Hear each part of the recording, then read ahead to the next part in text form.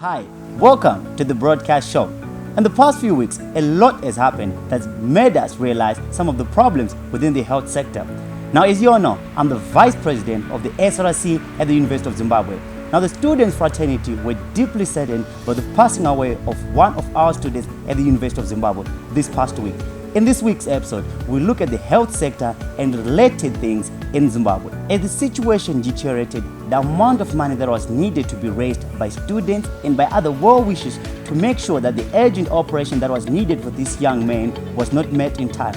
And in that period of time, the demise of the young man happened, and we are deeply saddened by it. The kind of situation that I'm trying to explain right now is not a unique one.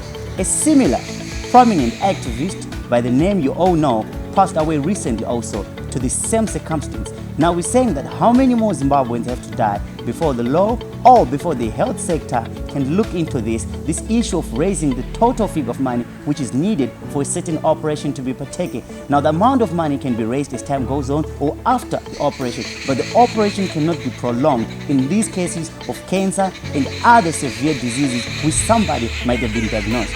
While the announcement was met with mixed emotions, it is certainly important that the health sector in Zimbabwe give a revived appeal. Given that General Chiwenga has the power and the firm hand and command a great respect in the government and in the party, he could be the right man, though he doesn't have the qualifications in the health sector, but he's the right man to implement the necessary change to bring about the change which is needed in Zimbabwe. For example, he was quoted saying that government will soon have to ban people that will seek foreign treatment abroad while it's using the government expense. It is hard to see any other person in the government willing or who could be so bold to do that, which is a bold statement which is very necessary given the deteriorating state of the government infrastructure in the health sector. It is important to note that the restructured Ministry of Health and Child Care represents a complete change of philosophy which will put an end to the incessant problems that have dogged the national health care system for years. It is our conviction that most of the problems, if not all of the problems in the national health care system were a product of a wrong configuration. In the area of clinical services, when Zimbabwe manages to avoid patient export or patient referral bill alone through local treatment capabilities, we shall be able to make an equivalent saving.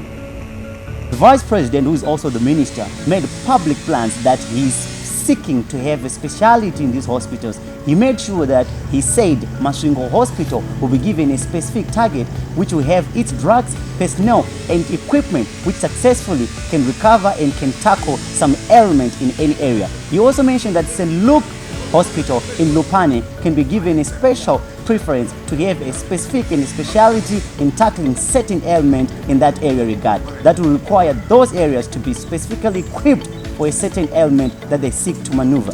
This restructuring can help government to save a lot of export bill amid talks that the government will no longer be funding any foreign treatment which was heavily hemorrhaging the forex bill in Zimbabwe. The government minister is saying the right things.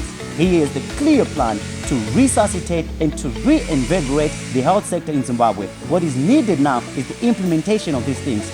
We give all the hopes and we pin all our hopes on General Constantino Chiwenga for this resuscitation to take place. What is the actual cost of a human being? Is it 5,000 US? Is it 10,000 US? Or is it 50,000 US? Now what needs to be tackled first is that the government needs to make sure that people cannot continue dying from such disease that can be treated locally, given the issue of just raising those funds locally.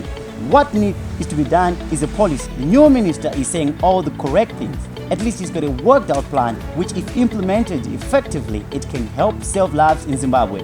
One thing which needs to be done and dealt with for good is how can we stop the dying and the withering away of young Zimbabweans and Zimbabweans in general due to the issues of money? What is the price tag of a human life? Is it 5,000? Is it 10,000? Or is it 50,000? No amount of money can meet the human life. That policy needs to come through so that people can be stopped from having that operation without the money. What we know for sure is that all our hopes are pinned on General Chiwenga to to make sure we resuscitate the health sector in Zimbabwe. In the meantime, all has been done is correct and is on the correct path. We hope more can be done through tangible output which we can see. At least the nurses can recommence the workforce so that they can be seen on work, since they've been given at least a certain additional income remuneration which can sustain them in this period of time. Thank you for watching the Broadcast Show, and I'm your host, Bubik Muzarwedi. Don't forget to follow us on Facebook, Instagram, and on our YouTube channel. Make sure you subscribe and give us a feedback. Thank you for watching the Broadcast Show.